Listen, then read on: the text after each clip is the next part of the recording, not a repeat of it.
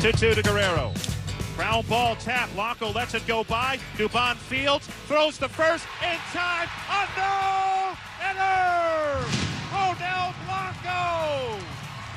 Yainer Diaz, the first to jump into his arms. And the rest of his teammates come out to mob him. Ronel Blanco has thrown the 17th no-hitter in Houston Astros history as the Astros defeat the Toronto Blue Jays 10-0. What a performance by the Astros for their first win of the season and for Joe Espada's first ever win as a big league manager. Blanco just found out 6 days ago he was going to be in the rotation. Their fifth starter, fifth game of the season. Tell you what, Barker, I have covered 2 perfect games. I shouldn't be fun. I've been in person. 2 perfect games. Mm-hmm. I counted 9 no-hitters that I've been in person for. One of them was like, I threw the fifth. If I threw a 5-inning no-hitter in, then it'd be 10. None of them were as easy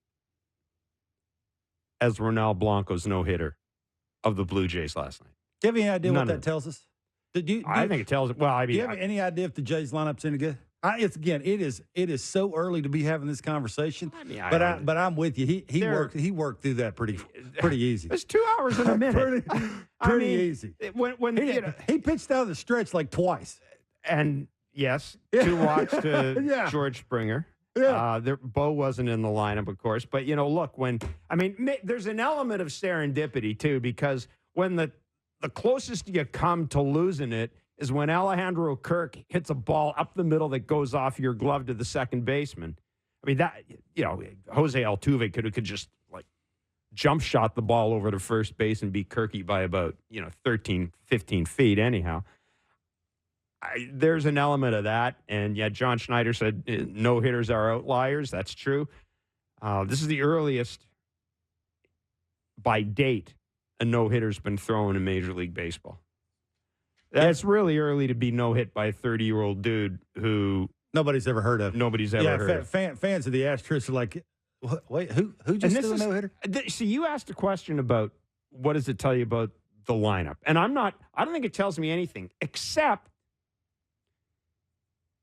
when a guy throws a pitch that he has thrown that he threw 9%, he threw 86 changeups last year as a reliever.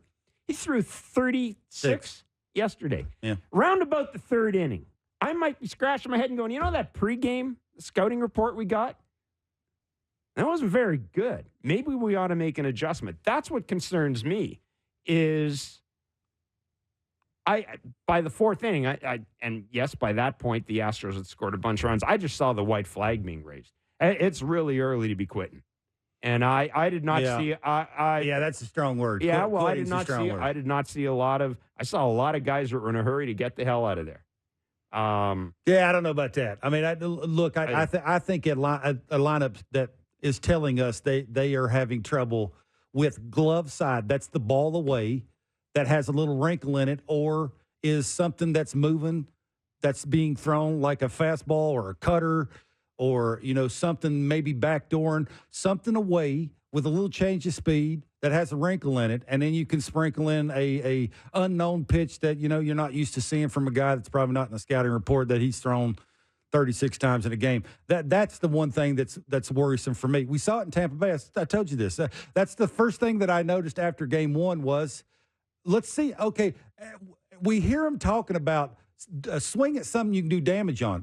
Do they think, after watching the last 4 games, do you think that opposing pitchers think that they can consistently drive the ball the other way? Well, they're telling you no because of the way they're pitching you. So it's, look, I understand the changeup, and it was an element of surprise. He still threw 69 other pitches that were not changeups. No. That is glove side, right? The ball the other way. And this is what I said when we came on the postgame show. And I said, do something different. Like, force him to be a little bit more uncomfortable. Make the target smaller. Like, you get in a groove doing the same thing over and over and over again. It's just a little worrisome that, you got some guys that should be able to make some in-game adjustments and just consistently either are not willing to or can't.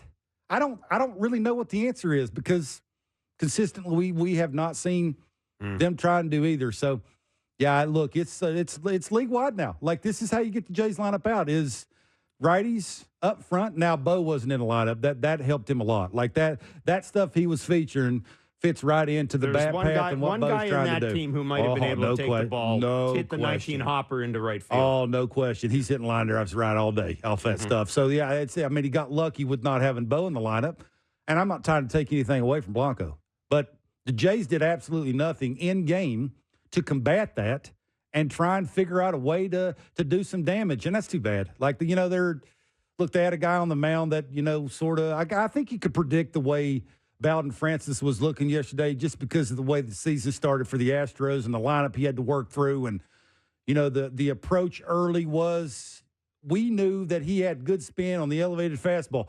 Go up and look for it. Yeah. No matter how high it is, if you're looking for it, but if you're on time to try and hit it and catch it out front because you have bat speed and a bunch of talent, and because you can keep it in a big part of the field, and we should be all right. And that's what they did. We do have to say, we'll talk about Bowden Francis in a minute, but Yainer Diaz at home, I mean, that was not the worst pitch.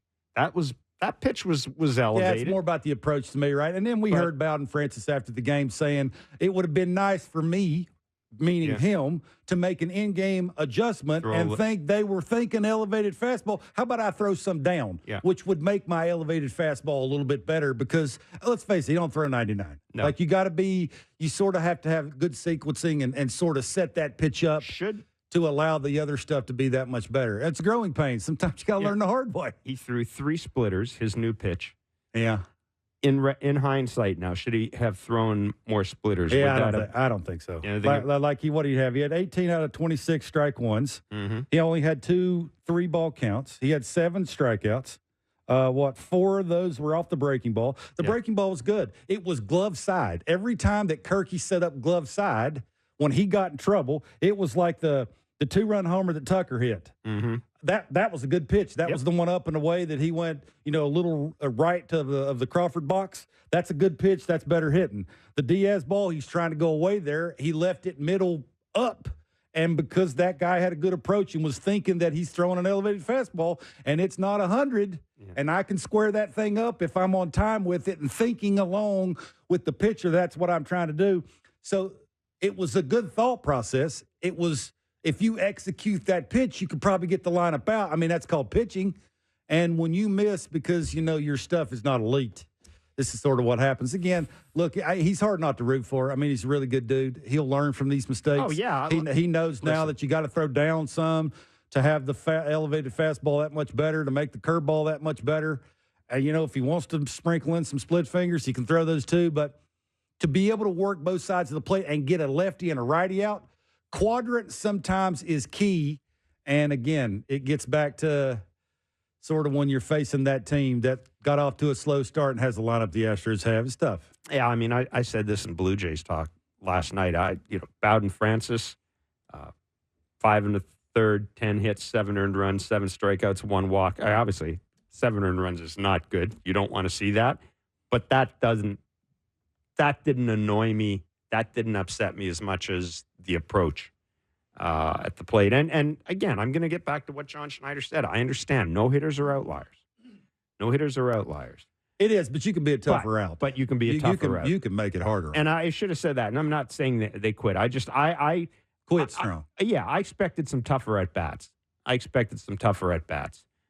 Than I got from the Blue Jays. I mean, I guess the good news is it is baseball. You've got the second game of a 3-game series tonight. You got Jose Barrios on the mound. He was pretty good in his first outing. You've got Framber Valdez. He was not so good in his first outing. There was a little bit of news. Ben Nicholson-Smith reporting that Genesis Cabrera, we didn't even talk about this yesterday. He's in this team to get lefties out, and he gave up some. Tucker's good hit. I mean, he's a really good hitter. Yeah, but you better make a good pitch. Sure, but Genesis Cabrera is on this team because he supposedly can get guys like Jordan Alvarez. Let's be fair. But let me who you giving the advantage to, Alvarez or Tucker against Cabrera? Okay, I know what my answer is. Yeah, but anyhow, so Genesis Cabrera, according to Ben Nicholson-Smith, had his 3-game suspension drop down to a 2-game suspension, which is why players appeal. So that will be in effect tonight. He will start his suspension tonight. And again, 8 o'clock is the first pitch, Jays and Astros. If you are interested, that was the 8th time in franchise history that the Jays have been no-hit. They were last no-hit on July 8th, 2023. It was a team no-hitter. Matt Manning, Jason Foley, and Alex Lang of the Tigers. Justin Verlander no-hit him twice. James Paxton, Nolan Ryan, Dave Stewart, and Len Barker. And again, as I mentioned, that is the earliest no-hitter by date in MLB history. And the other aspect of the game, maybe I kind of overreacted to this, but I don't think so because, one, I don't like position players pitching anyhow. God knows you've got enough pitchers in this team. Isaiah Kiner-Falefa came in relief. Did that 4 times last year. Again, I'm sorry, 5 games into the season, the fact that my everyday third baseman, supposed everyday third baseman, is pitching in garbage time, I don't like it. I think it's a bad look. I've said this. I think the rule's dumb. I think if you use a position player, you should lose a pitcher out of your bullpen for the next game. And if that was the case today, the Jays would be down by 2 because I'm not talking about a guy who's been suspended. All that aside, though, that's just a personal thing. That's never going to change.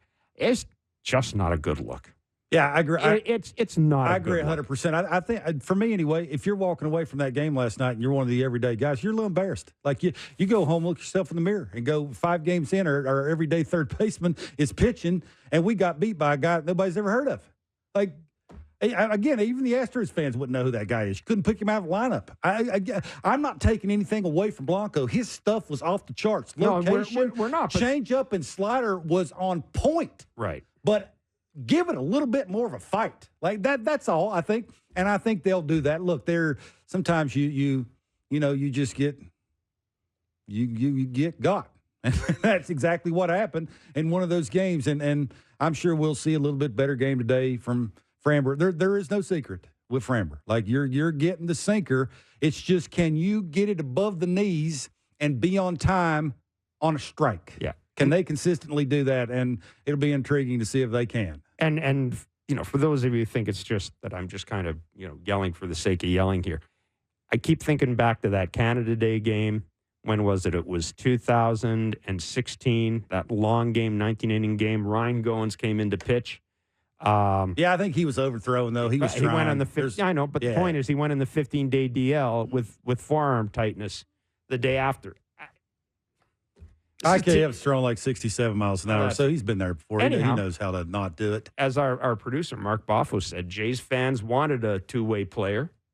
They didn't get Ohtani, but they got IKF. Oh, wow. That was pretty good. Maybe 5 games for us to say that. I don't. Think about it.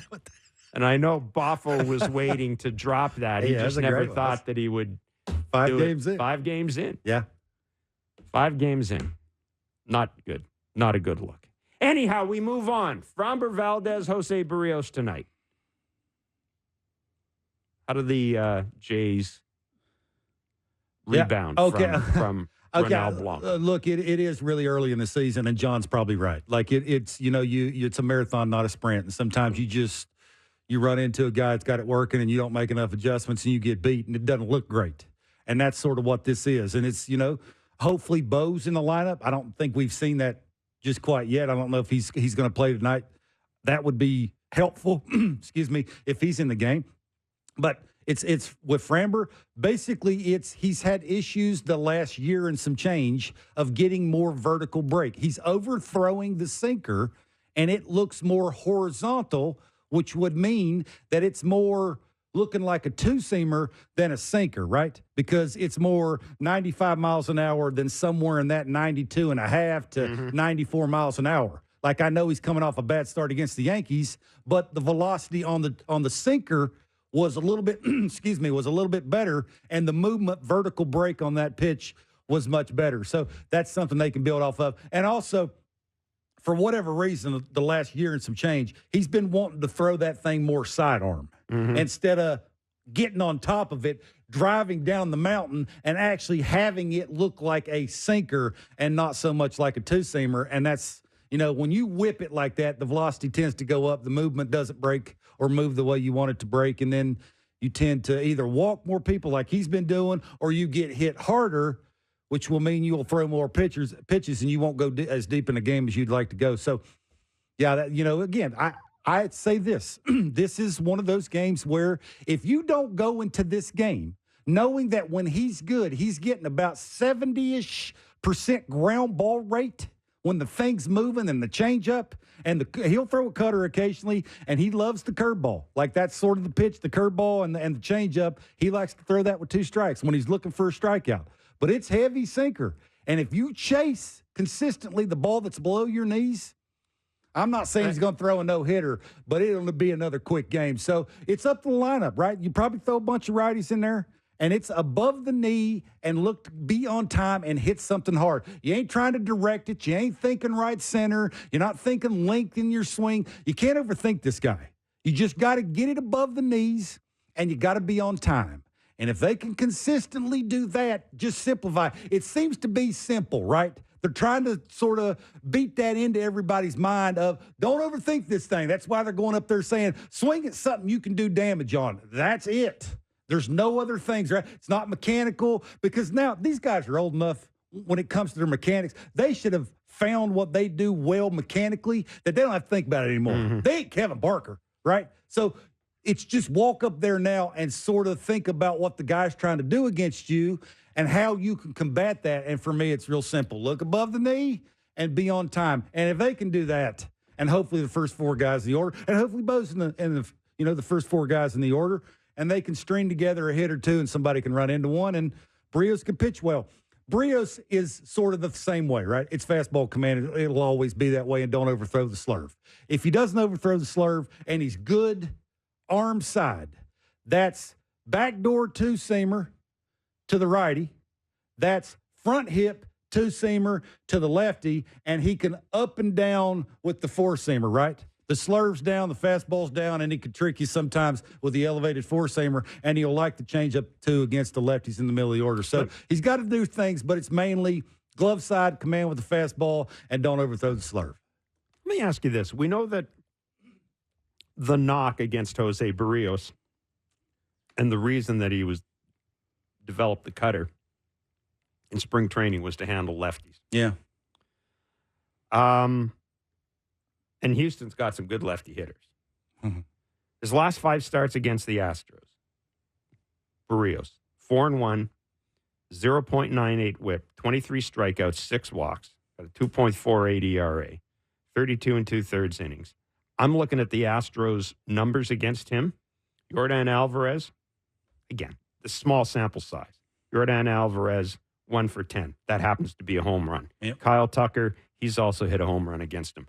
But it seems as if Jose Berrios, for whatever reason, has success against this lineup. Any explanation for that? I think he's not afraid to crowd the left. He said that's one thing, right? If you miss in there, don't miss out over the middle of the plate. So he's changed some things mechanically, which has helped him repeat the same release point over and over and over again. That's why he doesn't do the windup anymore. Mm-hmm. It's real simple, right? I pick it up and I land in the same spot, which will allow me to have the good separation out of my glove to get it out, to whip it and have the same release point, right? To where I can stay in the same lane and have the ball end up where I want it to end up. So I think that's one of the things. And I think the slurve down is a big pitch. Don't overthrow it. When he's overthrowing it and it's in that 83, 84 range instead of in the 82s, the 82 tends to just be enough of a difference between the fastball, the sinker, that you sort of get either the weaker contact or the swing and miss if you keep it in the right location. So he can locate it better when it's at the right mile per hour, when he's not overthrowing it, and he can get what he's trying to get from it, which is a big deal. And the changeup with some run to it is a good pitch too. I think he feels comfortable in that because he's refined mechanics and he's worked really hard with his lower half, which has enabled him to maintain velocity on everything. If I want to throw my slurve 82 because I have a strong lower half, I can do that, right? If I want to consistently be at 94, 95 with my fastball and my two-seamer, I can do that because I have a strong lower half. So, it's an accumulation of a bunch of things, but I just think it is, if Kirky wants to throw the ball into a lefty, front hip it, he can actually do that because he's mechanically sound, he's in his right lane, he's strong with his lower half, and he's confident, he's not overthinking it. So you feel confident when he takes the mound now because of the adjustments he's made, which enables him to basically throw it where he wants it to go. What would you think would be a good mix for him with the cutter? Yeah, I don't really like the cutter against this team. Okay. I mean, because when you miss it's a BP fastball. Yeah, right? don't get cute. Okay. I mean, maybe if I think the scoreboard will tell him when to throw it. All right. Yeah, you got a lead, throw it. If you want to throw it, work on a certain guy. A certain guy, go for it. You made this point on Blue Jays Talk last night, which I thought was terrific.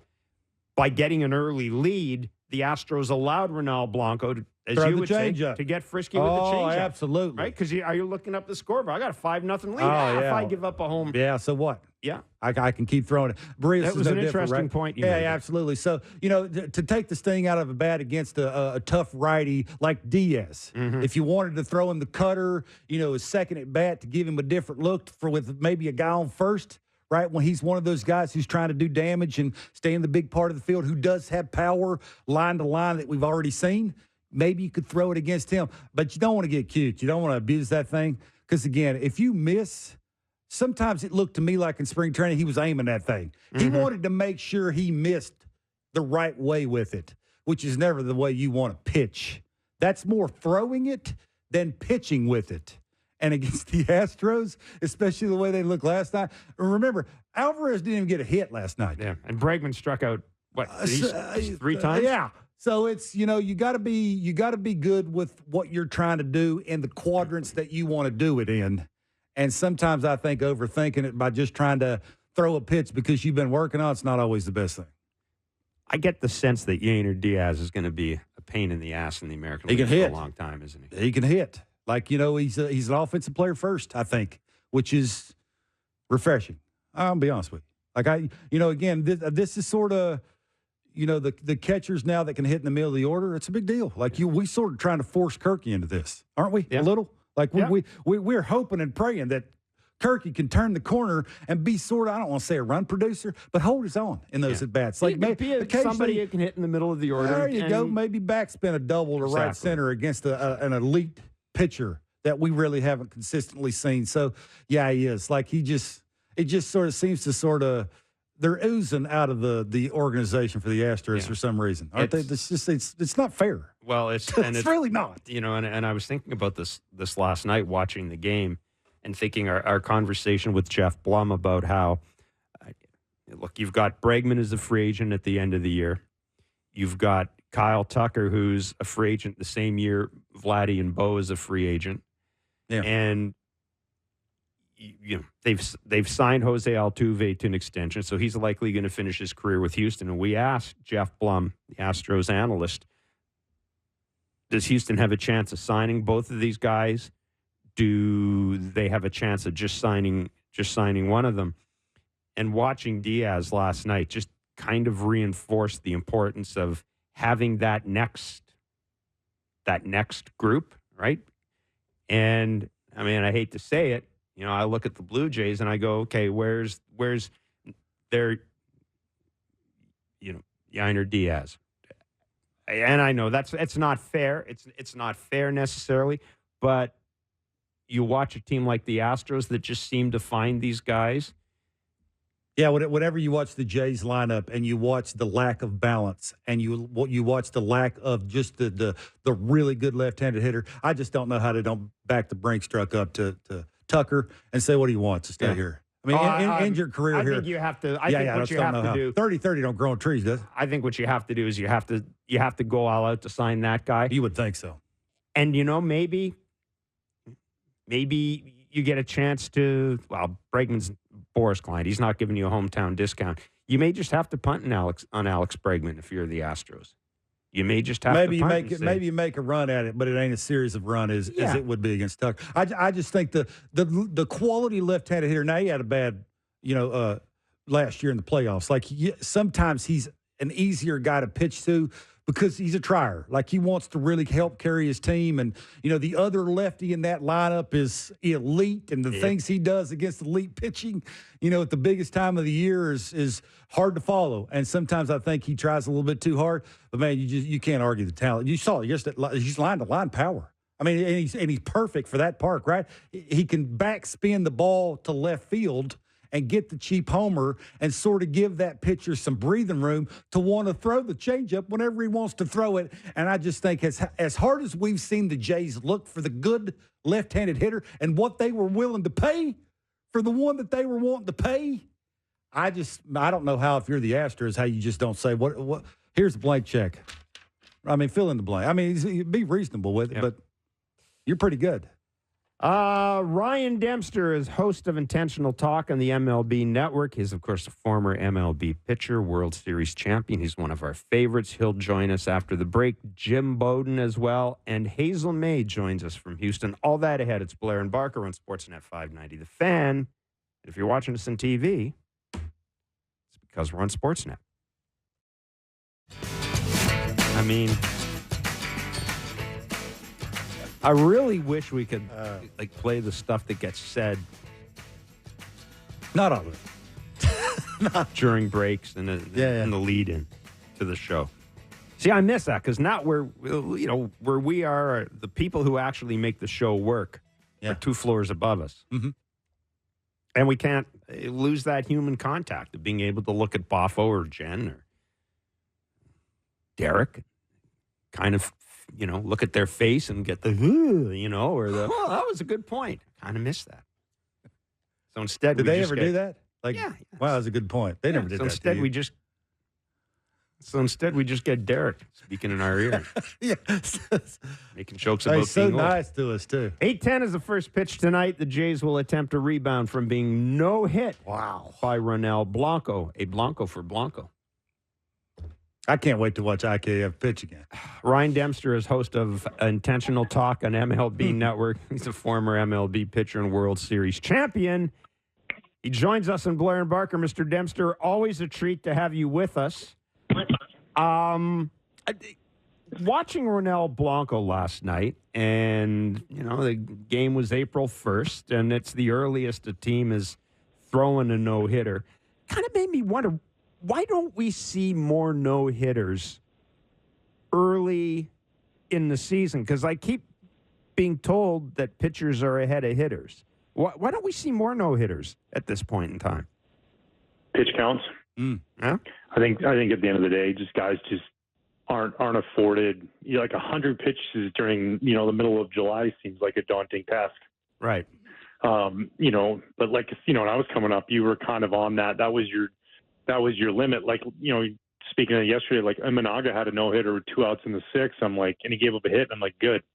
In a sense, because I'm like, I don't even want Counsell to have to worry about that decision because he was at 80-something pitches, and if you get to that territory. So, yeah, it's just hard to be efficient enough early on in the season, even though guys, say pitchers are ahead. I don't know. Some of the games haven't proved that way. Mm-hmm. But, yeah, I just think it's one of those things where the stars have to align for it. Dan, but is there any worry for long term when it comes to Blanco throwing 102 pitches and throwing a lot of changeups? I think he threw 36 changeups. The other were four-seam, a slider. Is there any worry, going forward if you're him?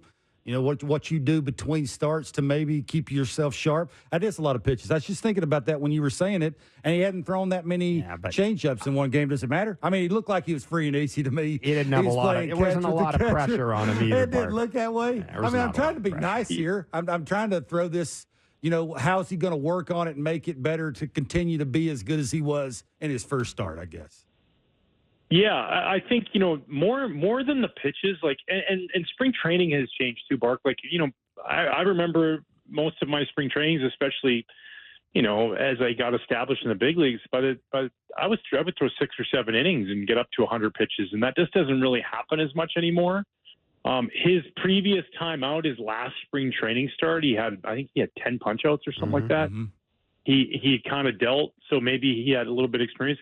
the biggest issue I think early on in the season with pitchers is the getting up, getting down, more than the pitches. Is because every time you go out there and throw an inning and then you sit down, the further on the game goes, the more your shoulder starts to tighten up a little bit. Your back maybe tightens up a little bit. So then you go out there, you get warm, and you go through it.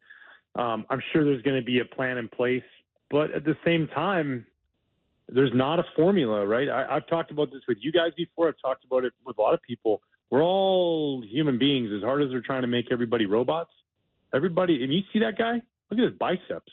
Good Lord. That guy's built, man. So maybe physically he can handle all this. And there'll be times that they maybe say, okay, we got an extra day. We're gonna give you that extra day.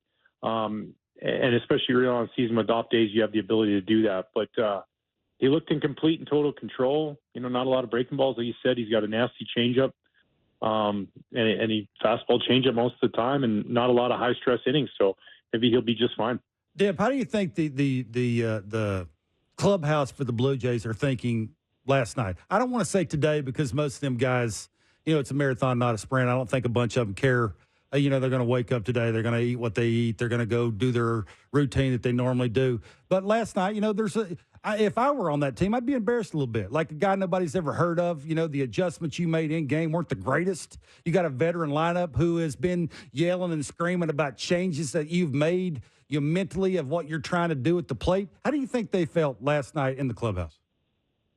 Yeah, I mean, getting no hit is, I think, and I can't remember, I think I was lucky enough to not have to deal with that on the other side of it. But it is, right? It's a little frustrating, Vladdy strikes out 3 times in the game, and you have these different elements where it's like, it's a little bit frustrating for guys because you don't get it done, and then you get no hitting feels, I'm sure for an offensive feels a little bit embarrassing, especially against a guy who's not this premier ace in the league where you can understand it.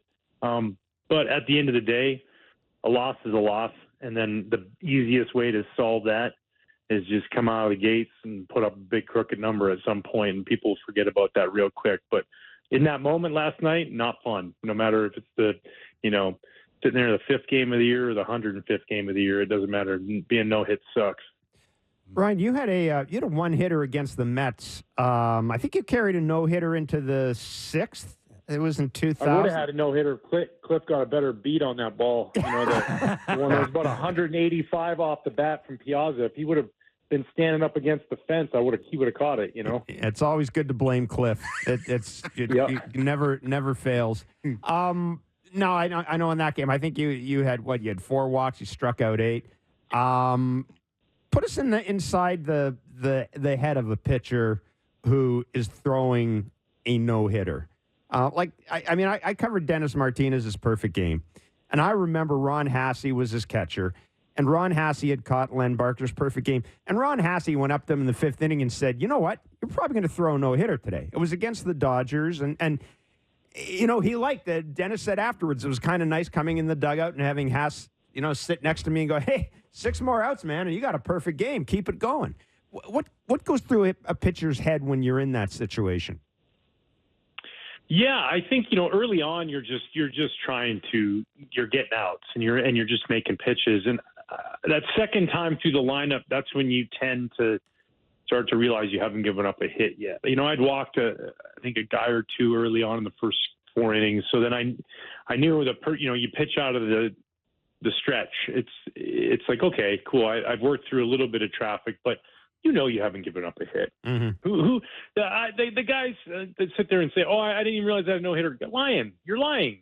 Then you're not focused, man. Like, I get it. We're going pitch to pitch, but you don't know you haven't given up a hit yet. Like it's in there, and then that's where you have to have that ability to just take deep breaths and not think about that, because that's result orientated. All you're trying to do is execute pitches, and like a 1-hit shutout against the Mets, it was incredible. Like, I gave up that double, but also great plays behind me. Luis Castillo made a great sliding play in the hole. Preston Wilson made a diving catch in center field.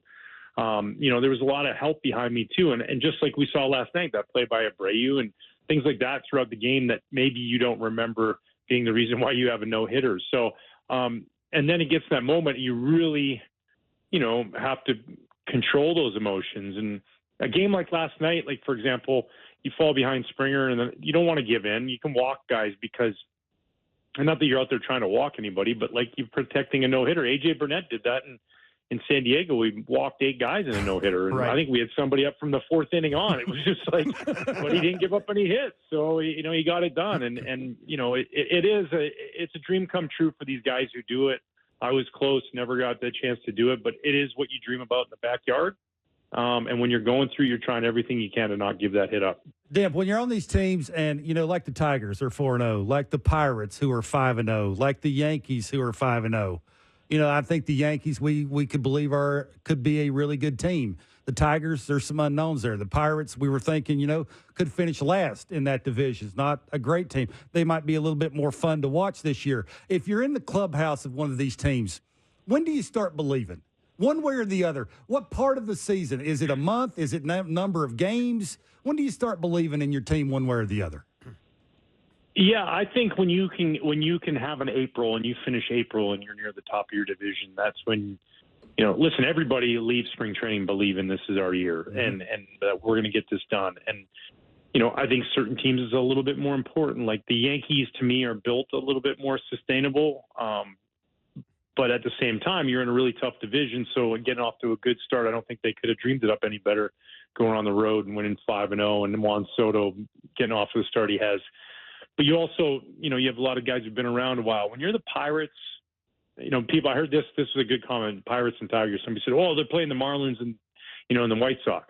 Cool. It'd be really easy to lose to those teams too, right? Mm-hmm. Like, because you let your guard down, but they're taking care of business. And, for the Pirates to go on the road like that and do what they did, they're, to me, a little bit of I have them in my playoff bracket making a wild card spot. I just think that they were really good last year and then lost O'Neal Cruz to injury, and I think he's a dynamic player. But for the Tigers, getting off to a good start, I think that's probably out of those 3 teams the most important one because you have a bunch of young guys, some young starting pitchers. Now you get that confidence, you start beating people, and then you start to figure out what it takes to win ball games. You've learned over the last few years what it takes to lose ball games, and you don't know how to win yet. So when you start to win those games, you start to go, okay, that's what we need to do. We got to be a little bit sharper here. We got to be making sure we're turning the double play. We don't need to give 4 outs in an inning. Let's get all 3 when we can, whatever it is. And so a team like that, to me, I think winning those games is imperative, and they've done a good job of getting off to a good start. We saw a lot of pitchers in spring training this year working on new pitches, right? Even Spencer Strider was working on a curve. Tonight we'll see Jose Barrios. He was been working on a cutter. Last night we saw Ronel Blanco, who as a reliever last year threw something like 86 changeups all year, 9%. Last night he threw 36 changeups. What does it take for a pitcher, Ryan, to go from I'm working on it in the bullpen and in spring training to I'm throwing it now. Try to hit it. Yeah. Well, first of all, success with it from a visual standpoint. Do I like it? And then, translating into games and big league games, not spring training games. And I think the easiest way to do that is, the bullpen's great, but it's hard to duplicate all the things that are going on when you're facing a hitter in the box, the adrenaline of competition. Especially now in spring training games, you got 10 to 12,000 people in the stands. So a little bit of that. And then how does it look? And I think, taking opportunities, sometimes lately, I don't know what it is. We get so caught up in the results of spring training. And I've said this, I might have said it to you guys before. I got thousands of baseball cards in my office. I can't find a spring training stat on the back, no matter how hard I look. And so why not, if I'm working on a new pitch, why not go out there and be like, I'm throwing 95% cutters today. I'm going to throw 90% breaking balls, because if that's something that I'm trying to evolve, I don't got time in the regular season. We see it year in, year out. What comes down the last week of September, got to win these games. Well, so do we got to win the ones in April. I don't got time to be working on that pitch in games in April. So, I think working on those, throwing those a lot. And if you have success like Blanco did, throw it again. Why not throw it again? Let's go until you hit it. That's what happened with my split. Fergie Jenkins showed me how to throw my split on the backfield and throw a bullpen in spring training in 2005, and I threw it. And then next thing you know, it was this wipeout pitch for me. I threw it again and again. And Larry Rothschild said, every time you face a lefty, you get 2 strikes, throw that pitch because they're not hitting it. And it was a game changer for me. So success, right? Seeing it, and then it translates into the game, and then just go with it. Believe it. If you're seeing the results from your eyes and how the ball moves, and then the hitter is showing you those results, don't stop throwing it. Keep going. Hey, Barrios is trying to throw a cutter. I would think a guy that's married to a sinker might be hard to develop a cutter. Tell me if I'm wrong. I just that's sort of two sides of the plate. You know, you're trying to get two different results from two different pitches. And when you're so like locked into, you know, a front hip two-seamer to a lefty, or you're trying to get really bearing down and keep that sinker down either into a righty, away to a lefty, and then you're trying to throw a cutter. Is that tough to do, or is it not? Am I overthinking that? No, you're not overthinking it. I think it's a real thing, and I you know, if as long as a new pitch or another pitch doesn't take away from your current repertoire and the way the ball moves, go for it. But if you're starting to notice that is taking away from those pitches, that like I did that a little bit towards the end of my career, I started throwing a cutter, and it started to take away from my slider a bit because I was having trouble shaping my slider, and the cutter were at times too close. So I kind of scrapped my cutter and went back to the slider, and it helped a lot. And so, yeah, just got to be careful not to lose something. If you think you're going to gain something with that cutter, as long as you're not giving up on the other end, then go for it. But if you start giving up, then you might be like, well, what's the risk reward here? There's more risk than there is reward. Dip, is there a surprise to begin the season that you've seen? Player, team, maybe an approach that you've seen that you're like, wow, that's pretty cool. We're not used to seeing that. Is there something that stands out to you to start the season there? For me, I think, you know, a couple things. One, the Milwaukee Brewers to me have been a surprise, and you know, and on the other side of it, the Mets look not very good. No, but the Brewers lose their manager, who's been, you know, manager of the year and highly sought after across the market. They lose their Cy Young Award winner, Corbin Burns. They lose their closer, and they didn't look like they missed a beat. And so, you know, here was a team I thought might take a step backwards, but they just seem to keep finding guys who can go out there and make pitches. They've got a good system in place. So to me, that was, you know, a really big surprise. And the Texas Rangers, man, they just look like they haven't skipped a beat since the World Series. And you know what? They lost Young yesterday to the broken wrist, and they're going to slot in Foskey's going to play third base or whoever else, and they're just going to keep hammering the baseball. These guys are dangerous, and they're feeling it. Yep. Yeah, I've been sort of on the Rangers all spring with Kevin just because I understand there's some pitching injuries there, and they'll get those guys back. But I mean, Ryan, that lineup is just, I mean, it's almost vicious. When they get a guy on the ropes, it's like just a feeding frenzy. You know who one of my favorite players, and I watched, you know, up and close personal throughout Corey Seager to me. Yeah. And Bark, yes. You can kind of talk about this a little bit as a hitter, but like as a pitcher, I don't know if there's a guy in the league that is more frustrating to face because he's not working a count. He goes up there and says, I got 3 swings, and if you throw, he is the epitome of it is a strike till it is a ball, and he is swinging, and there's nothing you can do about it, and he's dangerous as can be, and he's a great teammate, and he's a great leader, and man, what a great signing for them to sign him. Yeah, he can hit lefties too. There's no setting him up, which is you know, something that veteran pitchers are trying to do. But I just want to see Mike Trout on a good team. With where the balls are going, that home run he hit last night. Trade him to a good team, please. I want to see him. Maybe a good team could keep him healthy too. I don't know. I mean, maybe that too. I just want to see him how he would look on a really good team. Am I asking too much? And I understand where he's coming from. Like I get it. You know, like I understand Mike and him signing there and saying I want to be there for the good times and the bad, and I'll get through the bad because I'm not just going to. But like at some point, I'm sure it's going to get to that point for Mike where he's going to be like, okay, I mean these bad times are just continuing. If we're not going to be a better team, then I want to try and win because baseball deserves Mike Trout on the biggest stage, and Mike Trout deserves to be playing postseason. Absolutely, yeah, well said. Really well said, yeah. And I think we're both with you on that. Hey, Ryan, really good of you to do this as always. Thank you so much. You're for the best, buddy. Thanks. You got to always love being with you guys, man. Take Have care. Have a good rest of the week. Yeah, you too. Thank you, man. Ryan Dempster, host of Intentional Talk on MLB Network. 2000, he had a one-hitter against the New York Mets in May. And I was laughing when he mentioned A.J. Burnett's no-hitter because that is famous. Yeah, we're that up, is famous. It is. Yeah, well, that's AJ. Like, I know. I laughed at that. It is. That's him. It is. Like, has basically no idea what to do out there, just throwing it because he's got good stuff. Hopefully nobody hits now, it. Now, he may be a guy I would believe may not know that he's throwing a no-hitter. Yeah, absolutely. Yeah, I've been around that enough to know you're exactly right. He doesn't know what day it is, let alone. You're exactly right. Yes. I wonder if there's a computer or a khaki that's sitting around for the Blue Jays today going, is there a game plan after a no-hitter? Somebody throws a no-hitter against you. Is there some kind of game plan for Barrios?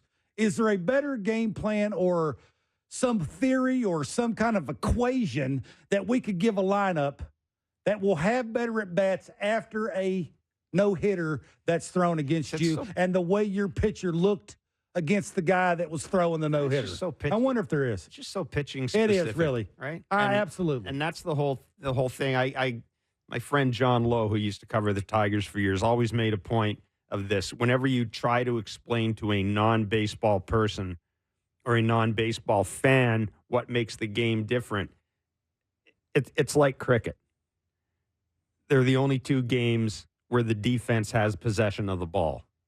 And and it sounds silly, but you know what? If Framber Valdez comes out tonight and deals, okay, then.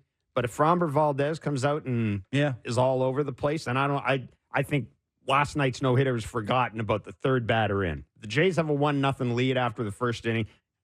Last night might as well not have happened. Yeah, maybe. I mean, it's the era of overthinking it, though. It truly is way overthinking it. It's the old story. You probably heard this. I mean, I can remember covering baseball when knuckleball pitchers were knuckleball starters. Yeah. Were there. Guys used to say, "Oh my God, if you face a knuckleballer and he eats you up, that's like a week-long slump." It is. And there used to be this thing, and I didn't see anybody actually go back and study it, but it was kind of one of the old stories. Oh, man. Manager would sit their best hitter against the knuckleball guy. Oh, absolutely. He didn't want to screw up the swing. Oh, absolutely. Yeah, I don't know. It's just I can just picture it right now, like that. That there's 15 of them. They're well. How do you do it? How are we supposed to do it today? Like, we had a no-hitter thrown against. I don't know. Maybe I'm overthinking it, but it's funny. That's why they have an offensive coordinator this year. I'm sure it will help if Bo Bichette's in the lineup today. I'm sure that will help. That will make a difference, and won't hurt. I was thinking about that last night. That this is a game that is just crying out for Bo Bichette to go to right field like that. Yeah, lead by example. Yeah. Anyhow, we'll see what happens tonight. A reminder: first pitch is 8:10 tonight on Sportsnet 590, The Fan and Sportsnet. Kevin and myself will be doing Blue Jays talk immediately following the game. Jim Bowden, MLB analyst and insider with CBS Sports, joins us in the next hour. Hazel may as well. We'll talk to Hazel get her thoughts on how Bowden Francis handled the loss last night. Get an update on Bo Bichette. And talk to Hazel about Larry Lucchino, longtime baseball executive who passed away today. And, Larry, Orioles, Red Sox, he was an important part of those two franchises. And if you spend any time around baseball as a reporter, in Hazel's case was in Boston when he was there, everybody has a story about Larry Lucchino doing something that was just a little out of his way to make things easier for people. And he didn't have to, because he was a big wheel in baseball. Absolutely. He was one of Bud Selig's troubleshooters. He had a big voice in how baseball was run. But if you're a reporter, you showed up late, you missed the scheduled interview in the postseason, as I did one time. Experience. Larry, man, can you fill up my notebook? Let's go to the office, have a coffee. Exactly. Jim Bowden joins us next. It's Blair and Barker on Sportsnet 590 The Fan and Sportsnet. All right, 8 o'clock will be the first pitch tonight.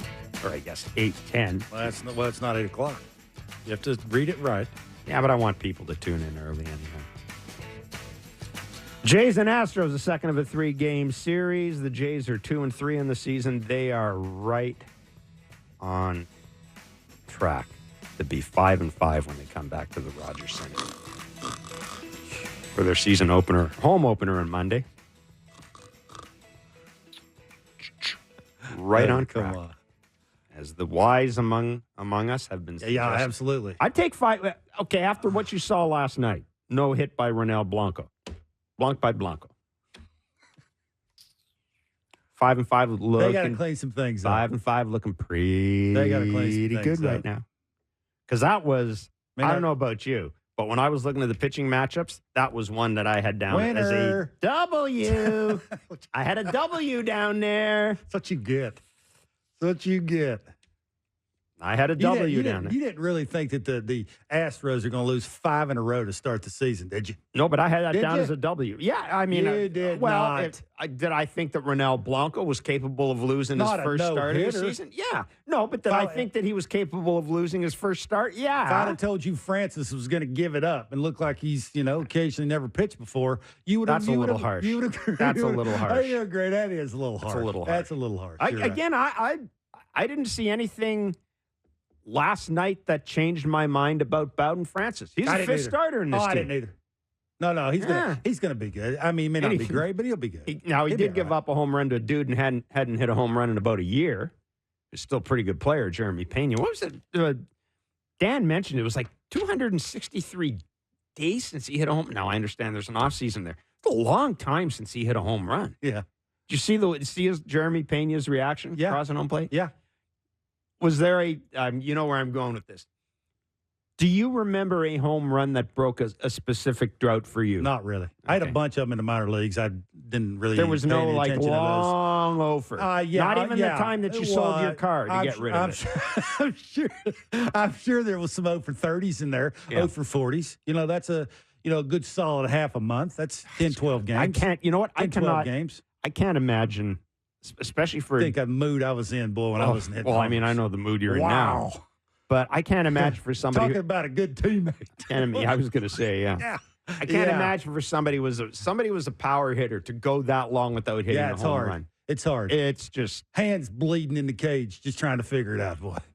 It's got to be something. I had a long swing. I had to be shorter and quicker. And it's not like as long as I could get to my finish, I was good. If I couldn't get there, and it's not like Louisville had 25 khakis to go to help you. You know what? When I was playing, I wish I had more khakis. Somebody that could walk up to me and go, "Hey, stop going so far back. Go forward a little bit more, a little sooner." Maybe I'd have stayed in the big leagues longer. I didn't have anybody tell me that, and I had to figure it out on my own. And by the time I figured it out, Jeff, I was too old that mattered anymore. That's basically my career. It took me a little bit too long to figure it out, and I had to figure it out on my own. I didn't have help around me. Framber Valdez against Jose Barrios tonight, the second of a 3-game series. The Jays will have Thursday off, and then they go to the Bronx for a weekend series against the undefeated Yankees. Best team in the American League. You were telling me you just said Houston's still the best team in the American League. I was joking, but I said this. I said if Garrett Cole was healthy, I was picking them to win the American League East because, sometimes you back a bunch of old guys in a corner, they come out of swinging because they're smart. They know when to swing and how much to swing. It didn't happen that way, and you take youth over that with the Orioles, but the Yankees got a good team, and Soto gives him something. I got Houston going to the It's World. like Josh Donaldson when he Series, came to the Blue Jays. He gave them something. A little bit of that, we got a little attitude. There's something to that in the American League. It's not everything. I mean, he's a really good hitter. He's left-handed, but that helps too. But he gives them a little something else too. I think just attitude and showing up, and it's the big bad Yankees again, which I think they've been missing that for a while. Yeah, I think the kind of the deterioration, if you want to call it that, in Giancarlo Stanton, or the Stanton Judge, the size of those two dudes used to be so intimidating, and now I'm with you. I think Soto. I hate to say, I'd love to see Soto sign with the Yankees for a long period of time because, one, I think the Yankees are better. Baseball's better when the Yankees are good, and two, I just think it'd be a great show. Maybe he's born to be a Yankee. It could be. Jim Bowden is MLB analyst and insider with CBS Sports and MLB Network, former Major League General Manager, joining us on Blair and Barker. Jim, thanks for joining us today. We trust that you're keeping well. We had We had Ryan Dempster on a couple of minutes ago, and last night we saw Ronel Blanco throw a no-hitter at the Blue Jays. 36 change-ups. It was a new pitch that he was working on in spring training. Trotted it out. Obviously, it was effective. Tonight, Jose Barrios goes for the Blue Jays. He's worked on a cutter in spring training. No idea whether or not we'll see this. We know Spencer. I mean, this is you've written about the Spencer Strider. There are a ton of guys, good pitchers that were working on new pitches in spring training. As an executive, what was your reaction when a manager, a pitching coach, or even a pitcher would come to you and say, "Hey, I'm thinking of working on this in spring training"? Like, would you kind of go, were you always, "Hey, that's great, go at it," or were there times where you'd go, "Maybe not. Can we talk this through"? Well, I think for the most part, you always have to be reinventing yourself as a pitcher. You always have to be making adjustments. Now, look, if you're dominant and you're Randy Johnson in his prime or Greg Maddux in his prime, you don't have to change anything or do anything. When you're a journeyman like Blanco and you're trying to make a team, yeah, you've got to be creative because what you've done hasn't worked. On the other side, if you're Spencer Strider, we saw, for example, how dominant he was last year. I mean, no one struck out as many batters as he did. But, we also saw him at times struggle against some left-handed hitters. Mm-hmm. And everybody looked at him and said, yeah, to win the Cy Young, maybe we need to add a different breaking ball. Maybe that would help for the left-handed hitters and backdoor curveball. And so, yeah, I think you have to always invent yourself. What Craig Breslow and Andrew Bailey are doing in Boston right now, I mean, it's pretty clear what their strategy is, right? We're going to just throw up all breaking balls and secondary pitches, and they're off to a decent start. I mean, we'll see how it works as they get through the league a couple of times. But, yeah, they're reinventing themselves. A lot of the analytic people are looking and saying, well, the industry hit 260 against fastballs. They hit 240 against breaking balls. Why aren't we throwing more breaking balls? Why are we throwing fastballs if they're the ones that are getting hit? So, we're in a day and age where everyone is overanalyzing everything, and individuals, are trying to be the best they can be, and you don't want to be predictable either because everybody knows in this day and age what you're throwing, what you normally throw, how you normally sequence, and everyone's trying to find an edge and do something different. And you saw what Sonny Gray did in Cincinnati and Minnesota. Yep. Ended up getting that contract with St. Louis, creating that sweeper, right? Yep. So, yeah, I think it's a thing that needs to be done. Jim, what do you make of the Jays lineup? It's weak, right? Yeah. I mean, pitching and defense is good enough to win the division. It's good enough to do that, but there's not enough offense. And in this day and age, you got to have offense. And I know people will argue, well, look at Tampa. How many times, pitching and defense, they were sitting there and won 90 games. Yeah, but they also did score runs. They also moved the chains pretty good. They've always had an underrated offense. They haven't done it with just pitching and defense. They've actually done it with pitching, defense, and hitting. Once they went away from the homers and went back to moving the chains, they've been pretty good. And that's what I worry about the Blue Jays. I mean, you're putting a lot of pressure on the stars to carry you. And the days that they don't hit, the days that Guerrero and Bichette are silent, you're going to have a tough time scoring runs. So I don't like the offense. I'm surprised they didn't do more to help it. Pitching and defense-wise, sure. You're going to be able to be in games. You're not going to embarrass yourself. You're going to stay in a lot of games. But in this league, you have to score runs. And, you saw when the Yankees went out and got Juan Soto, right? They've changed their offense because they had to.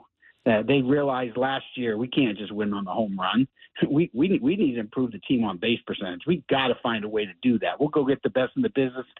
In Soto, he'll set the example, and the rest of the lineup will follow. And what do they have, 22 walks or something in the first 5 games? I mean, it's been ridiculous. Yep. Jim, as someone who's had to manage a payroll, if I had told you in, let's say, the second year that Vladdy and Bowde were with the Blue Jays, if I had told you that 4 years down the road, the Jays would be one of the top, 5 or 6 teams in payroll, obviously, a luxury tax team, club record payroll, all that good stuff.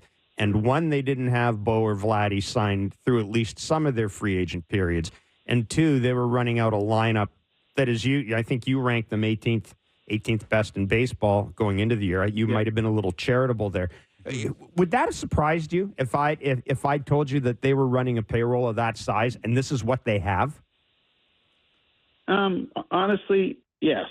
The answer to that's yes. I mean, look, I've always believed you take care of your star players first, and they've got to be taken care of before you can build around them. You know, when I was in Cincinnati, Barry Larkin was the guy. Yep. So I built everything around Barry, and I made sure I took care of Barry first every single time. 5-year deal, took care of him. Back then, 5 years would probably equal to 10 today, but I took care of him right away because you have to be able to do that, and the team has to be able to look at your star players and understand they're taken care of. So, you know, for me, I'm a little bit surprised they didn't take care of Bo Bichette earlier. And you got to do it early. You can't do it late, and then it gets too expensive, and then they get close to free agency and they go out there. Guerrero is kind of an interesting one because he's not as easy because of his body type, and because he really hasn't been the guy that we saw 3 years ago. We keep hoping that it comes back, but so he's a little bit trickier. But yeah, I mean, I'm surprised they haven't made a little more effort on the offensive side of the ball. They've done a good job, I think, with the pitching. I do, and I think they've done a good job with the defense. But and look, you don't have to have superstars to hit. Tampa Bay doesn't. You don't have to go get the Juan Soto, but you've got to be able to move the line. You can't have a below-average hitter in left, a below-average hitter in center, a below-average hitter at third, a below-average hitter at second, a below-average hitter. You can't do that and win. Not in this league anymore.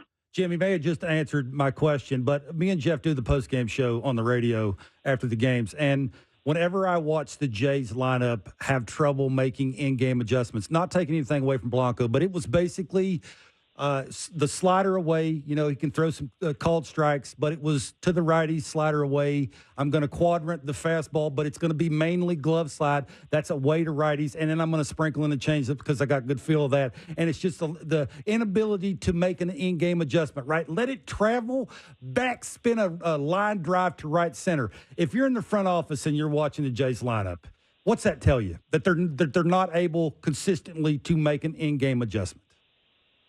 Yeah, it's in-game adjustment.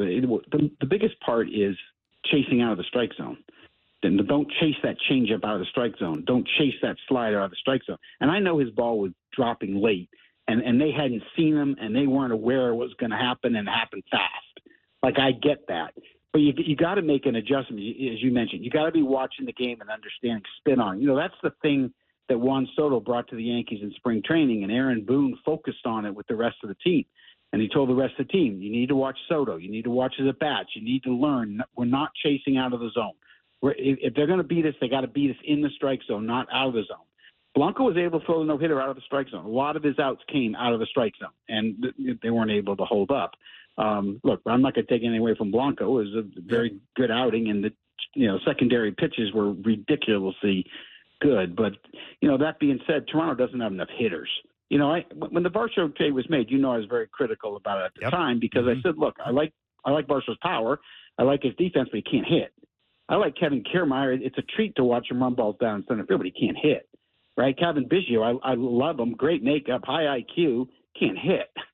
Kind of Falefa, great defense, can't hit. Texas knew it. The Yankees know it. So you can't do that. You got to get hitters. I mean, all I can do is say, look at Tampa. Look at what they do, because they're not having the superstars. This isn't a matter of spending money. This is a matter of, and the Giants do the same thing. It's a matter, they and Tampa do the same thing, which they say we're going to have an average or above average major league player at every position, no matter what, because that allows, when you get your stars, to take your team to the next level, right? If you just use the theory of using what wins above replacement is supposed to be. If you have an average player at every position, and then you have a 5-WAR player in Bichette, a 4-WAR player in Guerrero, now you're 9 games over 500, right? So now all of a sudden you're an 85-win team. Now all of a sudden you have some pitching, and they're 3 WARs, and then all of a sudden you're up to 90 wins. But what happens if you have minus WAR players and you have guys that are dragging you down? That takes away from your star players, and it makes you basically not competitive. And I look at Toronto, they're a 4th or 5th place team for me. Yeah, that's a great answer. They're not a 1st, 2nd, or 3rd place team. They're 4th or 5th. And that's with really good pitching and really good defense. Yeah. Mm-hmm.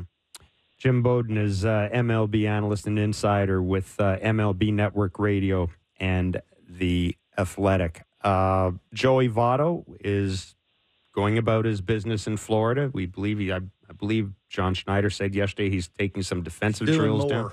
He's doing more. Yeah. I mean, obviously, he'd didn't make the roster because he rolled his ankle on it, stepping on a bat in the dugout, which I still don't know how that happens. But anyhow, that's beside the point. Right. What do you think Joey's got in the tank? He'll be able to help coach your young hitters. He'll be able to really talk to them about hitting and help them develop. He did a really good job with the Reds players. He did. All those young players, all those young hitters they have. Joey Votto was really instrumental in their developing, and they paid attention to him. He's a great teammate. His days are over as a player. I mean, not that he can't come off the bench and against certain pitchers, get on base, but really he's done. But I would want him in my clubhouse. Perhaps he ends up on the coaching staff for 2025, right? So I think he would be a valuable asset to help improve the players that are there. To me, that's what he would bring to the table right now. Jim, let's move over to the National League real quick. And the worst team in my mind in the National League is the Rockies. Where do you think the Rockies end up? How in any name do they get better? Like, you watch them play, I just don't see it. Like, I don't understand how they ever get better again, because I want to see them better. Like, I think when they're better, baseball's better. I think, anyway. I like watching them, especially where they play their home games. Do you see them ever getting better? Well, I mean, right now we have Oakland, the White Sox, and the Rockies are going to lose over 300 games between the three of them, and they're really bad teams that are really embarrassing our sport, to be honest. What I will say positively about the Rockies that I cannot say about Oakland or the White Sox is the Rockies literally have 4 or 5 really good position players in their farm system that are going to get there by September probably and impact next year. And if all goes well with Chase Dollander, perhaps they have a top of the rotation type starter en route. So I do like the system. Bill Schmidt's done a good job. It's just not here yet, but it's getting close. So I think there's some positive signs there. I like the trade for Nolan Jones last year. And it wasn't just because he was 20 homers, 20 steals, but he hit fastballs, breaking balls, change of all of them equally, which usually means that what he did last year wasn't just rookie success. It can withstand it. But they don't have enough pitching. If you don't pitch, you can't win at all. Like, no chance. And the Rockies, they don't have any pitching. I mean, you saw their opening day starter, Kyle Freeland, get absolutely destroyed by the Diamondbacks, and that's their best guy. Now, at some point, Germán Marquez will come back, and hopefully he'll be healthy. But, when you look at Oakland, the White Sox, and the Rockies, the reason they're going to be the 3 worst teams in baseball is they just don't have any pitching that can keep them in games, like none. So, I know it's a challenge at Coors. I do. I do think the offense is coming. I think the farm system has enough if they develop properly, but you still got to find a better way to be more competitive on the bump, and that's something Bill Schmidt hadn't figured out yet. Yeah. Last question from us before we let you go.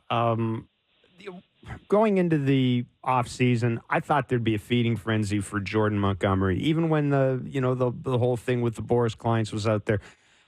I just thought at the end of the day, he would be the guy that somebody would commit to him longer term, yada yada, et cetera, et cetera. Why did he? Why wasn't there more interest in him?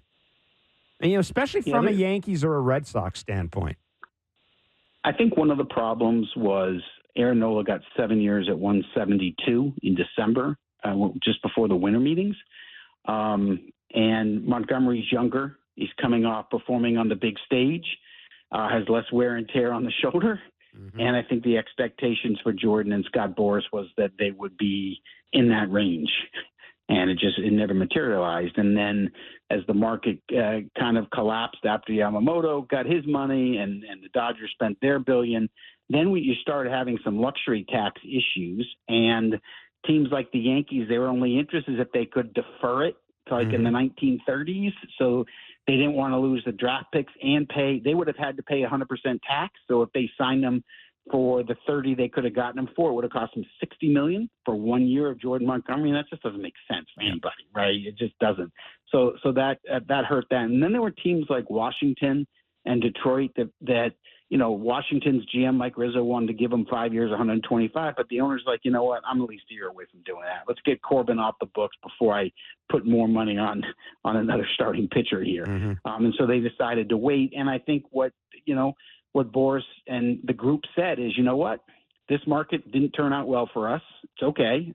Let's go. Let's get a couple of years on the books, and we'll opt out after this year, and we'll go back on the market and see if the market's any better. There were 8 teams that either kept the payroll the same or dropped it.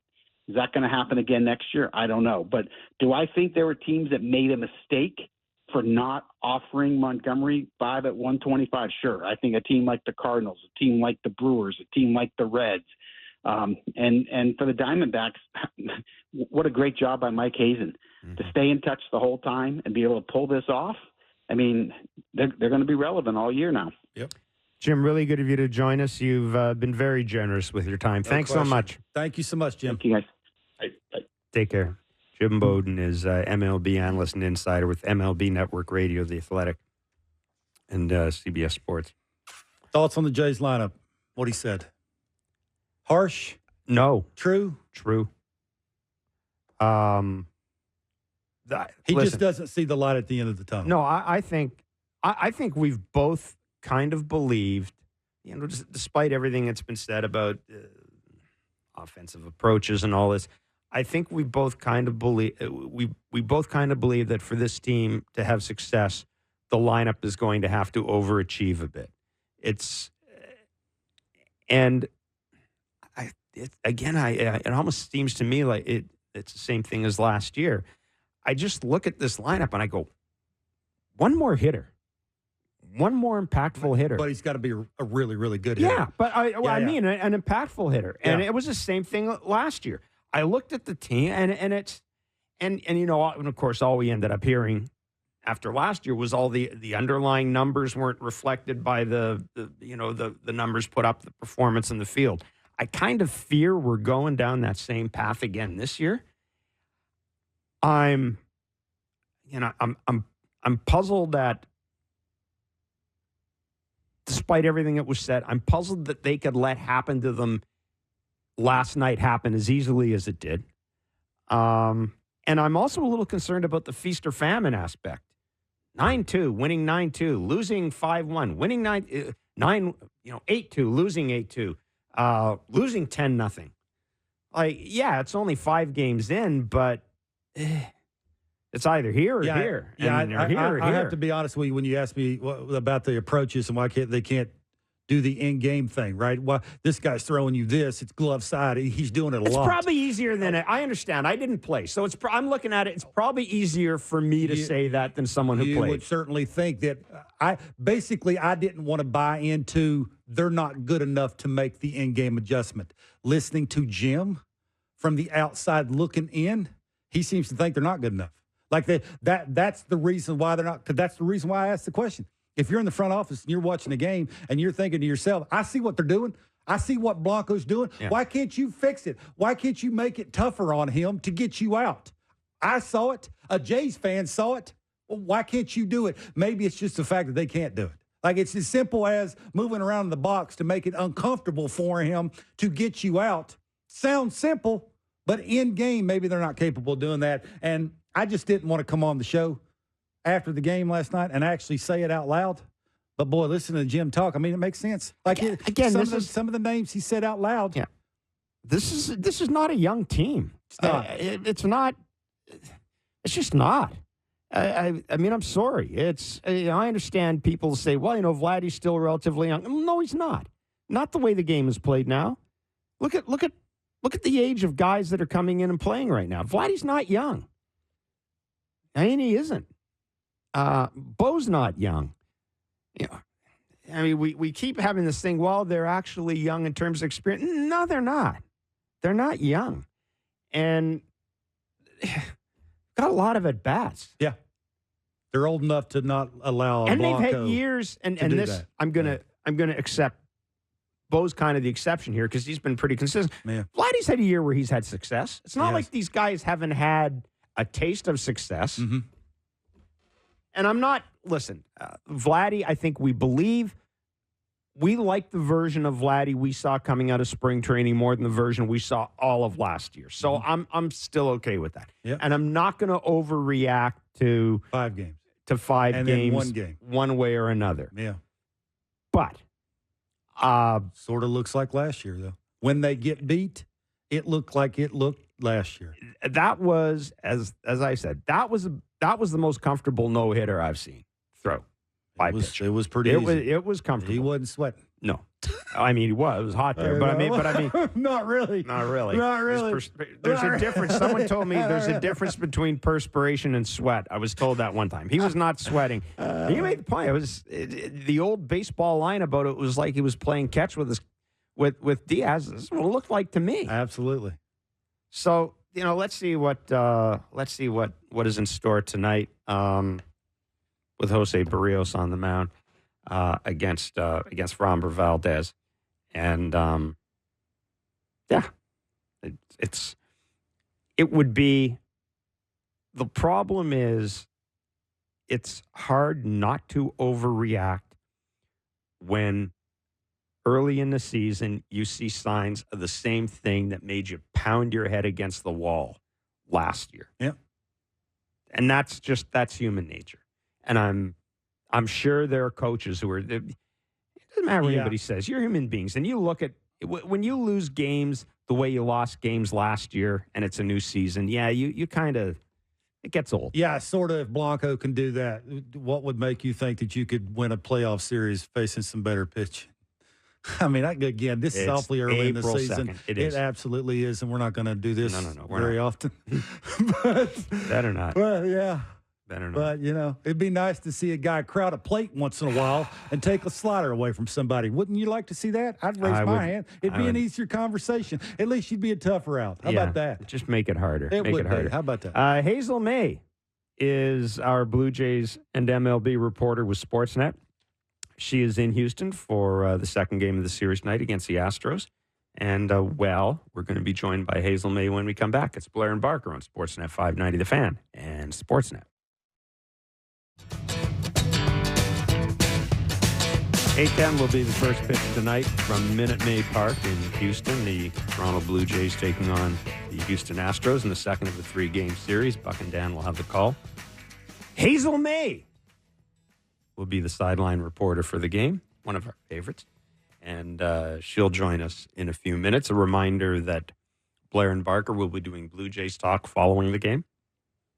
We had somebody call up last night, I think it was Catherine, who asked the question about why the Jays didn't. And I'm mentioning this because it did make me kind of chuckle. But she said, why didn't the Jays kind of act a little better at the end of the game? Cheer for the guy. He just took you behind the woodshed. Yeah. I guess that's a fair question. It wouldn't be the easiest thing to do, No, it's not. And I just said, you do see every now and then you'll see teams, some players, especially players that have had a bad game, do that. I think a lot of times guys are just waiting to see how the dude reacts and see, is he going to do something that is going to kind of piss us off but baseball in a case like that, because it'll make him play harder the next day. In a case like a nice wink. in a case like that, I if I'm the Jays, I want to get, like I said, I wouldn't have even showered. I wouldn't have taken my uniform off. I would have gone right back to the hotel and pulled the covers over my head. Whatever helps you hit a double to right center off a slider away. Whatever helps. It would be tough though to stand out there and go, "Way to go, Blanco." I've never heard of you. Way to go. Your name? Yeah. Ronald? Now I remember your name now. Yeah, now That's pretty I good remember. change-up. Let's bring in Hazel May from Houston. Hazel, thanks for doing this. We trust that you're keeping well. And before we talk about the Jays, I wanted to talk to you a little bit about Larry Lucchino. Now, Larry Lucchino passed away today at the age of 78. If you look at his CV, he was a longtime baseball executive with the Padres, the Orioles, and the Red Sox. But if you really want to know about Larry Lucchino, he was the driving force behind a lot of the retro ballpark things we saw in baseball. He was a guy that, in addition to being a club president, Bud Selig relied on. He was a troubleshooter. He was a guy that always was able to deal with Donald Fear. He was, behind the scenes, a very, very important figure, not just for the Red Sox when they broke the drought, but for baseball in general. You got to know him on a personal side from your work with NESN. Can you tell us a little bit about him? Because I told Kevin a story about how Larry would cry if he saw an empty reporter's notebook. It would make him break down and cry because he saw an empty reporter's notebook as opportunity. And I had a couple of instances where he was just so good to me, and he didn't have to be good to me. Tell us a little bit about him. He always went out of his way to, first of all, Jeff, when you talk about people that love baseball, it oozed out of him. Like, he loved talking about the fans. He loved talking about the ballpark. He loved talking about the game. He loved talking about the players, about players' families. Like, he just loved everything about baseball. And I don't know if too many people know this story, but Tom Werner was instrumental in moving me from Toronto to work for NESN in Boston. He was not only part of the Red Sox ownership, but he was also an integral part of the broadcast and the network at NESN. And so he brought me over to Boston. But because he had a lot of obligations in Los Angeles and California, he was always flying back and forth. I never got to see Tom a lot. And then Mr. Henry was also busy with other businesses as well. So Mr. Lucchino was always around, and Jeff, he was always available. He was always at the ballpark, part of ceremonies.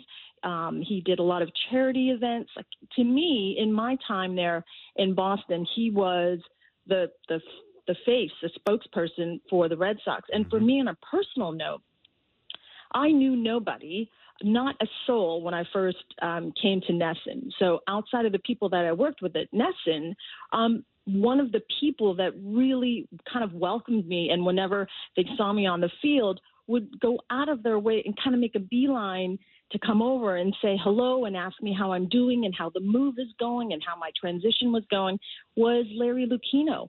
And he was just, to me, just a lovely, lovely man who loved baseball and loved people. Mm-hmm. He was the guy that on opening day was known to, and back in 2004 when the Red Sox were just, the toughest ticket to get in town, he would on opening day routinely come out of his office, and the offices at NESN, the headquarters were at Fenway Park. He would come out of his office, look at the huge lineup of people waiting to buy tickets or, standing room only tickets, and he would literally pull out from his pocket Red Sox tickets for opening day and start handing them out to the people at the front of the line who had been waiting there for days and maybe a week, like days. But that was Larry. He was all about the fan experience. He was all about baseball. And, it was really saddened me to hear that he had passed, because in the years that I had left NESN, he had gone on to be president of the Woo Sox. Mm-hmm. And I hadn't seen him in years. I've definitely followed up and asked people how he was doing and his health, but just a remarkable, remarkable man. And for people that enjoy these retro ballparks, you can thank Larry Lucchino. Yeah, he was the driving force behind it. As I said, his impact on the game goes well beyond his CV, and those are some really nice thoughts. I said I very limited experience, but they were great experiences. I always came away thinking that I had his attention. For the 10 or 15 minutes I was interviewing him, I had his attention. Absolutely. And he made those of us think we were, the people that he came down from his offices and made a beeline just to speak to you. Yep. Like, a lot of times he would, hi, and I would say hi, but then look over my shoulder thinking there was someone behind me more important that he was saying hello to. Yeah. But he genuinely wanted to know how I was, making out as far as how was my move and how was I, enjoying Boston and New England. And, hey, don't forget to visit this restaurant if you wanted to go for brunch. Like, he was just a lovely, lovely man. Hazel, do we have any idea yet as to whether Bo Bichette will be in the lineup today? I know Buck and Dan said yesterday that he told them anyhow he felt an awful lot better than he did the day before. Yeah, he did feel better. And I asked him, I said, do we know if he's ever had this kind of an issue before? And John Schneider said, no, not to his knowledge. And I said, did he just wake up one day? And he said, yeah, that's basically what happened. It wasn't on a swing, or it wasn't anything that he did working out. He just woke up and, had a cranky neck, as Schneider put it. And he's day to day, but he was feeling much better than he was the previous day. Now, I did ask Schneider, is it a luxury to have a guy like Ernie Clement where, you don't have to rush Bichette along to hurry up and get back on the field? And he said, absolutely. He said the fact that Ernie Clement has been playing well, not only at the plate, but defensively, making that jump throw to first to Vladdy the other day was incredible. It had everybody. I looked over the dugout and everybody was, oh, whoa. Like everybody was like just impressed with the way he's handled himself on the field and at the plate. But because he's playing so well, I think they're giving Bichette as much time as he needs to get back. Hayes, how do you think Bowden Francis handled the tough start last night? Well, I can tell you what he told me. He came out, and I know we've talked about this on the broadcast. He's a different cat. I mean, he's a guy from, I think, like the 50s and 60s. Kind of, he loves the vintage clothing. He's got that, that chill. He's very zen-like. He comes out for his post-game interview in socks, which he normally does. He's always in socks and or bare feet. And Schneider said, for him, regretfully, sometimes he's barefooted on the team plane, which was it's always kind of interesting. That is. But he came out and he was very I asked him, can you take any positives from what happened today and tonight? And he said, well, for one, he felt like he threw a lot of strikes. And if you look at the numbers, he may be right. I think it was close to 80%. He felt that he didn't really kind of let up at all. He kept attacking them. The one thing he did say is he felt like he lacked a little bit of what he called awareness. And I came back to him and I said, what does that mean? I said, does it have anything to do with making adjustments along the way? And he said, yeah. He said he knew that the Astros knew that he'd like to pitch high in the zone, and they were all over his heater, he said, up in that area. And what he had maybe thought he could have done was make more of an adjustment to, in his words, keep the fastball down so that they can respect it up. So that's one thing he thought, is like he kind of lacked that awareness. But he was really happy with his curveball. He thought his emotions were kept in control. He felt his breathing was good. He said emotionally he thought he handled himself well. But obviously, when you look at the results, it definitely aren't the kind of results he would like in his first major league start. But he said it was a growing experience for him. He's just going to get ready for the next one. But all in all, he had hoped, he could lead the team to a win. But he did try to walk away with a couple of positives. It was interesting that John Schneider agreed with Francis. He said that the Astros had a specific plan with stuff up in the zone. So he credited them for really executing that game plan. So they'll regroup with Francis. They still have a lot of trust in his stuff and his confidence. So we'll see. At the end of the day, Schneider ended his post-game availability by saying you got to tip your cap to Blanco, who threw a no-hitter, which, as we all know, it's really difficult to do. So, he threw an outstanding game. I think Schneider said he thought his changeup was outstanding. Of course, you wish the offense could have put up a little bit more of a fight, but when it's your night, I think it's your night, and it was Blanco's night for sure. Yeah, it's a game of adjustments. Anybody you've talked to about Jose Barrios, is there a game plan that they think tonight will make him a little bit better? Will he use the cutter more? Have you heard any of that? Will he, want to pitch down more? Is there some kind of game plan that he'll use tonight, you think? I haven't heard anything as of yet. Of course, we've all known that the cutter is one of his newest weapons, particularly when you're facing guys like Tucker and Yordan Alvarez, two really big bats, left-handed bats in particular.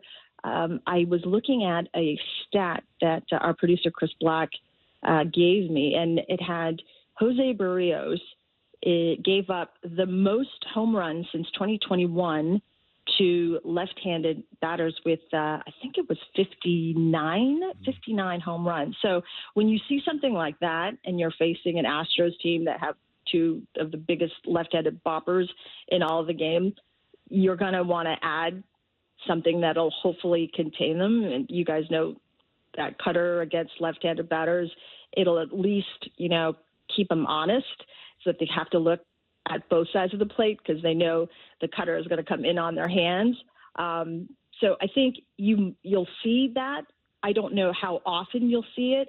We looked back at when Jose started the game against the Rays. I believe he only threw one cutter, maybe two. Mm-hmm. I'm not sure. So I don't know how often he'll use it, but he's got it in his back pocket. So we'll see how he goes about, executing his game plan tonight. Absolutely. With or without it. Hazel, we're going to let you go and spend time with some better people. Speak for yourself, buddy. Thank you. I appreciate it. I was looking at the clock going, geez, these guys are dull. Thanks so much, Hazel. Thanks, Hazel. Travel Bye, safely. All Be right, well. see ya. Hazel Bye. May. She, Buck, and Dan will have the call of the game tonight. Game 2 of the Astros series, or the J series against the Astros.